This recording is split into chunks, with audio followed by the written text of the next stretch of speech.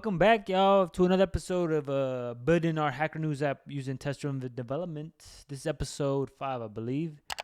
And in this one, we're going to be working on the home view controller. We're going to be trying to get that solidified. I just ran the app right now just to show you guys what we have. So let's get into it, and let's run our test too, actually, to make sure we're still good. Oh, you got to give it a second. I think it's loading up the tests.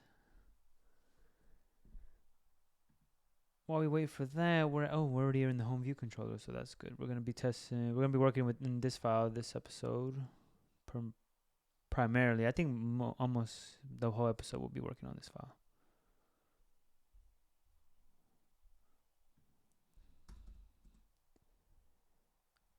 All right. Oh, and the test is still going. It's weird. It takes it a second to load. I think it's because it loads a clone. I don't. All right, there we go.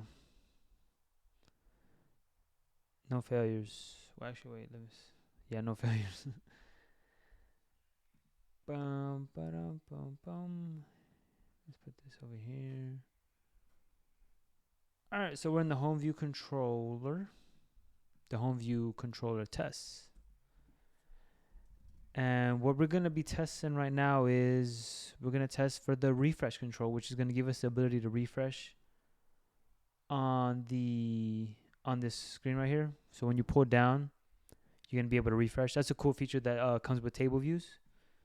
So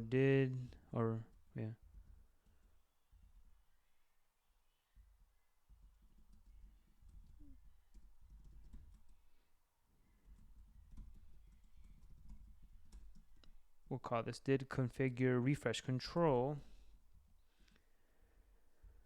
And in the setup, we have the home view controller already set up. So all we need to do is so we don't need the when, we need the given. Set load view if needed. Then all we're gonna do is assert that the table view, set.TableView, the table view in the view controller is that table view's refresh controller is not nil. And if we run this should fail. Oh, I don't think this test ran. There we go. That was weird, right? So yeah, this test fails because we haven't set up the refresh controller in our home view controller. So we go to the home view controller. And where should we do this? We should do this in the configure table. In the configure table, let's do it underneath this stuff actually. So let's say let refresh control equal UI refresh control. And what else do we want here? We need to add a target to the refresh control. Basically, what this target is doing is like once it's called, what do you want it to do? So you need to call a selector here. You need a selector, and in the selector you need to pass an Objective-C type function, which we'll build in a second. And we want to do this for value change. All right, so let's create, before we do anything, we have to create the function that we're going to call once this action is triggered. So we can do this here. So we do objc func. Let's call this did refresh table view. Let's just say table. All right, so this was refresh. So did refresh table. And now it should work. And then what we want to do in here, I think this should work now. All right, are we gonna? Oh, that's the test that's failing. And then all we have to do is call the table view and then go to refresh control. and set it equal to the refresh control. And let's print something. Let's print refresh. And now let's run our tests.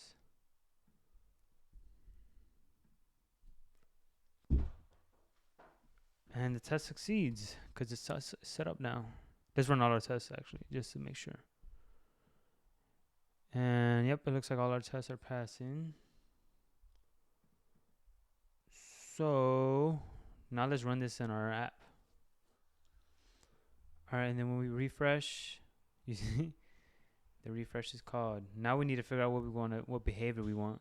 All right, so let's get this this refresh functions stubbed out or did refresh table. Let's build out this function. So in here, what we want to do actually is we want to call the fetch data function basically. So we need to await fetch data. And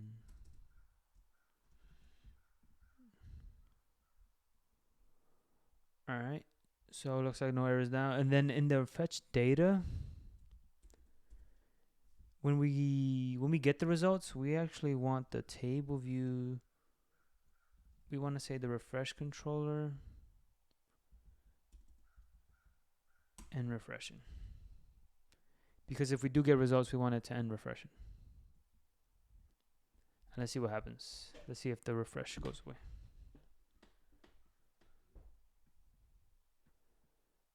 Oh, yep. If you guys saw last time, the refresh wasn't going away, but now, since we're making the network call and we're getting the data, it goes away. And if you want to see this in action, I'm actually making a video on refresh control, so check that out and you'll be able to see more and get like a better explanation and a better example of how it's working. So let's run our tests really quickly.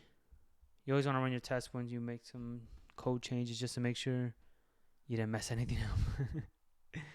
And did we mess anything up? Nope, we're good to go. So now we can move on to the next part, which is actually not much testing because I did some research on this and this is not really something that you test because we're really just configuring the height for row. Table view height for row at, here we go. So you just return 80. I found 80 to be a good height for the row. Just hit run. I mean, you could test this with like UI test or something like that, but it's kind of pointless because you're literally hard coding in the height using what Swift gives to us. So it's not really that important. Look at that, it's pretty nice. Pretty good. And now we want to set up another table view function, the deselect. And in this one, we're just gonna put the table view unselect. What is it? Deselect. Ah, there we go. I can't spell. Index path. And this will give us a nicer, I feel like a nicer look because it doesn't just stay there. All right. So now isn't it looking nicer, y'all? It's looking nicer. Is that a word? I don't know. All right, and now that we got this this deselect function or did select row at function set up a little bit, we're actually gonna want to build out our WebViewController because when we select on one of these, we're gonna want to open a web view with the link for that given article. So let's head over to the Xcode and let's build it. Let's just add to the top. Let's add a WebViewController. All right. Oh, I should have used a Cocoa Touch, but it's fine because we're smart programmers, so we know how to do it without. View did load override. View did. Do I need to? All right, super view did load. And with the WebViewController, we actually want some what do you call it? We want it to be initialized with a few things. So we want it to be initialized with a URL, and we want a web view. Oh, we also have to import a WebKit. Import WebKit. So we get we can use a web view. And we also need a call init here. Init page URL. URL.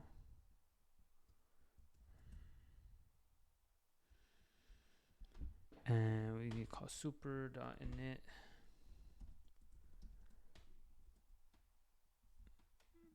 Let's change the top to page URL. Page URL equals page URL. And when you use init, you need the require initializer, which is some storyboard stuff y'all don't have to worry about. And what is going on? Oh, I see why actually. Go page URL. And it's because this is wow, why is it doing that? All right, there we go.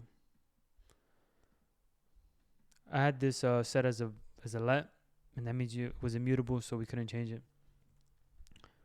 So now we're good to go. And in the WebView controller, we're gonna need to configure the navigation bar, because otherwise it won't have one.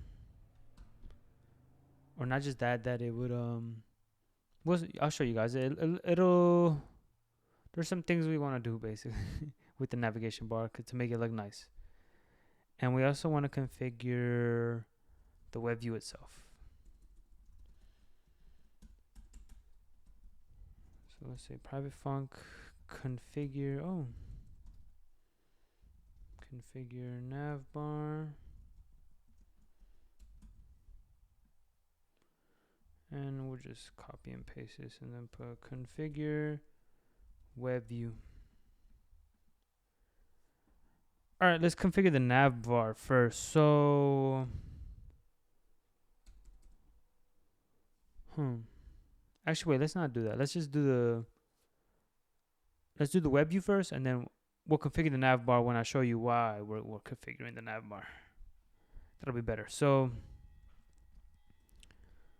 with a web view, you want a URL request and then we're going to use the page URL that's passed in with the initializer. And then you want to call the web view and you want to load the request. And you just want to set the view of this view controller to the web view. And that's pretty straightforward for the web view. That's pretty much all you need. And now let's go to the home view controller. And what we need to do is we need to grab the URL from the article we select. So we're gonna use a guard let statement.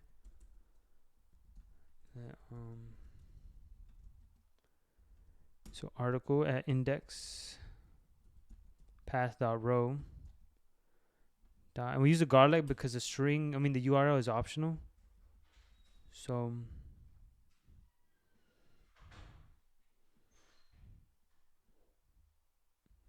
actually, I think we're gonna need 2 guard lets. Well, let's try this out. I'm pretty sure we're gonna need 2.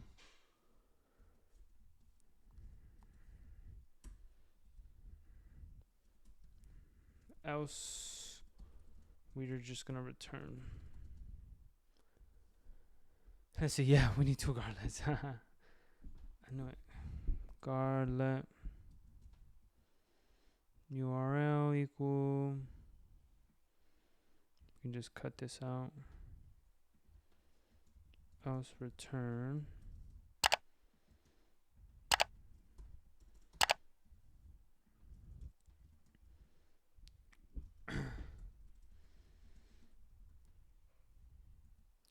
And now we want to call our WebView controller. So we pass in our page URL and we're in a navigation controller, I believe. If we go to where is it in the scene delegate, we are in we're in a tab bar.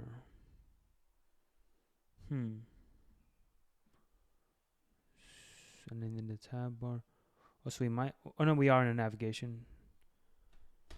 You see every tab is within its own navigation controller, so we call navigation controller dot push view controller. We want to push the web view, and let's set this to true, and let's see what happens. Oh, what's happening? Oh, actually, oh look, did we get an error? Let's see. This one worked. I think some of these might not work.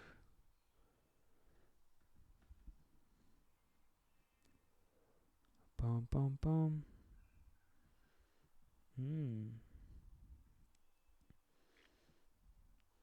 So we get the web view. You see it's loading up nicely. One thing I want to add right now is I want to get rid of this tab bar here when we're in the view controller, because it'll make it look a lot nicer, I feel, without the tab bar. So we go to the web view controller, and we actually need to call this in view will appear, and also in view will disappear. And what we're gonna do in these is just basically set the navigation bar. No, not the navigation bar, the tab bar. You want to set the tab bar that is hidden. You want to set that to true when it is going to appear, and false when it's going to disappear. Let's see.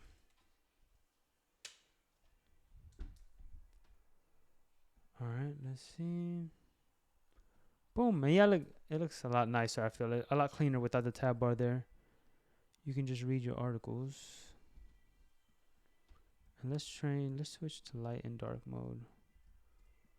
Well, actually, looks like we don't need to configure the nav bar.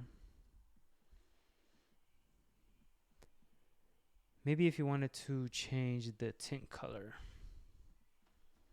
Maybe we can change the tint color.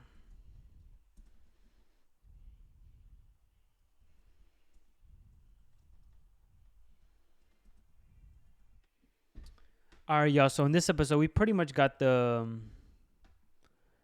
home view controller set. In the next episode, I might add a little bit of refactoring or a little bit more setup, but the home view controller is pretty much set. Like, you can refresh here. It loads up all the new articles. You can click on here, and it'll take you to the web view of that specific article. And yeah, that's good to go. In the next episode, I might be cleaning up a little bit more stuff that, from the home view controller, and we're going to be working on the other parts of our project. So I'll see you guys then. Peace. Make sure you like, comment, share, subscribe if you enjoyed the video. I'm riding between it all in this perfect play. I'm a piece of the buzz, woman fit where you need.